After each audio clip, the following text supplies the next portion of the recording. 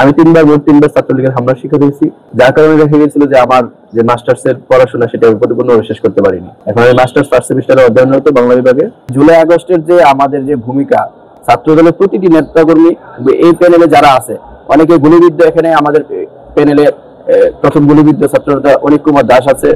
আমি মোহাম্মদ রিয়াসাল রাকিব, 1 নং আহ্বায়ক সদস্য, জগন্নাথ বিশ্ববিদ্যালয়ের ছাত্রদল ঐক্যবদ্ধ নির্ভীক যোগী আন্দোলন থেকে আমি পাঠাগার ও সেমিনার সম্পাদক পদে প্রতিদ্বন্দ্বিতা করছি।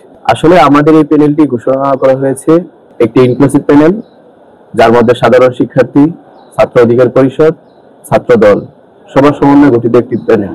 আপনারা যদি লক্ষ্য করেন তাহলে দেখবেন এই প্যানেলে যারা বিগত সময়ে জগন্নাথের স্বার্থে, শিক্ষার্থীদের স্বার্থে আন্দোলন সংগ্রাম এবং লড়াই করেছেন, বিগত স্বৈরাচার বিরোধী আন্দোলনে যাদের ভূমিকা ছিল, ফ্যাসিস্ট সরকারের আমলে যারা নির্যাতনের শিকার হয়েছে, তাদের সমন্বয়ে কিন্তু এই প্যানেল।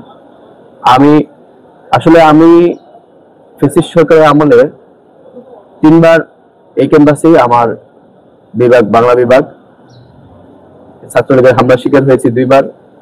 বিভাগের মধ্যে 1বার হয়েছি মেইন গেটের সামনে। আমি 3বার ছাত্রলীগের হামলার শিকার হয়েছি, যার কারণে দেখা গেছিল যে আমার যে মাস্টার্স এর পড়াশোনা সেটা পরিপূর্ণভাবে শেষ করতে পারিনি।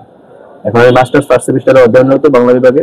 তো আমি আসলে যদি বলা যায় যে জগন্নাথের যে শিক্ষার্থীদের স্বার্থে 5 আগস্টের পরবর্তী সময়ে বিভিন্ন রকম কাজ করেছি। তার মধ্যে উল্লেখযোগ্য হলো পৌলপিঠা উৎসব, সেটি আমার একান্ত ব্যক্তিগত উদ্যোগে করা হয়েছিল।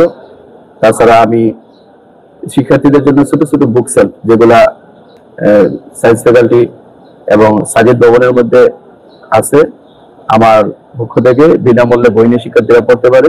5 আগস্টের পরবর্তী সময়ে আমরা সাংগঠনিকভাবে বিভিন্ন ধরনের কাজকর্ম করেছি, যেগুলো ছাত্র দলের ব্যানারে হয়েছিল। মেডিকেল ক্যাম্প, আমরা 2টি মেডিকেল সেন্টার ক্যাম্প করেছি, যে প্রথমটি ছিল 3 দিন ব্যাপী, পরেরটি ছিল 2 দিন ব্যাপী।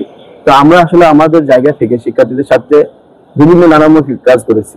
তাছাড়া দেখা যাচ্ছে ক্যাম্পাস পরিষ্কার পরিচ্ছন্নতার জন্য আমরা কর্মসূচি হাতে নিয়েছিলাম এবং ডাস্টবিনের যে সমস্যা দূরীকরণ আমরা ব্যবস্থা নিয়েছি আমাদের নিজ উদ্যোগে। তাছাড়া লিফটে ফ্যান লাগানো থেকে ধরে ছাত্রী হলে বুকসেলফ দেওয়া কিংবা সেন্ট্রাল লাইব্রেরিতে বুকসেলফ দেওয়া, সাথে বই, সবকিছু মিলিয়ে আমাদের যে ছাত্র দলের কার্যক্রম ছিল 5 আগস্টের পরবর্তী সময়ে জগন্নাথ বিশ্ববিদ্যালয়ের যতগুলো ছাত্র সংগঠন আছে তার চেয়ে সবচেয়ে বেশি। এবং 5 আগস্টের পরবর্তী সময়ে জগন্নাথ বিশ্ববিদ্যালয়ের স্বার্থে, জগন্নাথ বিশ্ববিদ্যালয়ের শিক্ষার্থীদের সাথে বেশ কিছু আন্দোলন হয়েছিল, যেগুলো আসলে যদি আমরা মার্চ টু যমুনার দিকে লক্ষ্য করি তাহলে দেখবেন সেখানে আমরা, আমার সংগঠন কিংবা যারা এখন ঐক্যবদ্ধ নির্ভীক যোগী প্যানেলে আছে, তাদের যে সবার যে ঐক্যবদ্ধ ভূমিকা ছিল তা আসলে খুবই প্রশংসনীয়। যারা এক প্রকার বলা যায় যে আমরা এই আন্দোলনের নেতৃত্ব দিয়েছিল এখানে যারা শীর্ষ নেতৃত্ব আছে এবং আমরা মিলে। তো আমাদের কিন্তু এই আন্দোলনের ফসল হিসেবে দেখা গেল যে আমাদের যে আবাসন ভাতা সেটি নির্ধারিত করা হয়েছিল এবং দ্বিতীয় ক্যাম্পাসের কাজ সেনাবাহিনী হস্তান্তর করেছিল। সবকিছু মিলিয়ে শুধু জুলাই আগস্ট পরবর্তী সময়ই না, আপনি জুলাই আগস্টের যে আমাদের যে ভূমিকা, ছাত্রদলের প্রতিটি নেতাকর্মী এই প্যানেলে যারা আছে, অনেকে গুলিবিদ্ধ। এখানে আমাদের প্যানেলে প্রথম গুলিবিদ্ধ ছাত্রনেতা অনিক কুমার দাস আছে এবং যারা আমি নিজে 5 আগস্ট চানকারপুলে বিভিন্ন ইয়ার সম্মুখীন হয়েছি। ছাত্রলীগের যে পুলিশ যে আমাদের উপর অতর্কিত হামলা ছিল তার উপর। তাছাড়া আমি আমার এলাকায় 4 আগস্ট ঐক্যবদ্ধভাবে আন্দোলন সংগ্রামে ছিলাম। তো শুধু আমি না, আমার এখানে যারাই আছে, কেউ তাদের জায়গা থেকে, কেউ যাত্রাবাড়িতে ছিল, কেউ এইদিকে আশেপাশে ক্যাম্পাসের সাথে প্রোগ্রাম করেছে। কিন্তু জুলাই আগস্টের যে ঐক্যবদ্ধ আন্দোলনের যে ফল, সেটা কিন্তু আমরা 5 আগস্টের মাধ্যমে পেয়েছি। তো আমরা আসলে 5 আগস্ট পরবর্তী সময়ে আমরা চাই একটি সুন্দর, শিক্ষার্থী বান্ধব, সকলে মিলেমিশে যেন থাকতে পারে এমন একটি ক্যাম্পাস গড়ে তুলতে চাই। এবং আমাদের যে ভূমিকা, কার্যক্রম সবকিছু যদি আপনারা লক্ষ্য করেন, আপনারা দেখবেন যে এখানে আমাদের ভূমিকা ছিল সবচেয়ে বেশি।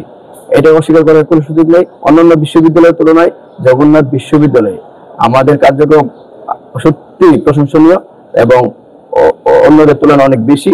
তাই আমি মনে করছি, আমি পাঠাগার ও সেমিনার সম্পাদক পদে নির্বাচন করছি। আমাদের এই প্যানেল থেকে যারা আছে, বিপি, জিএস, এজিএস সহ পুরো প্যানেল, ইনশাআল্লাহ আমি আশাবাদী তারা জয়ী হবে এবং আমি সবার কাছে দোয়া চাচ্ছি, আমার প্যানেলের জন্য এবং আমার জন্য।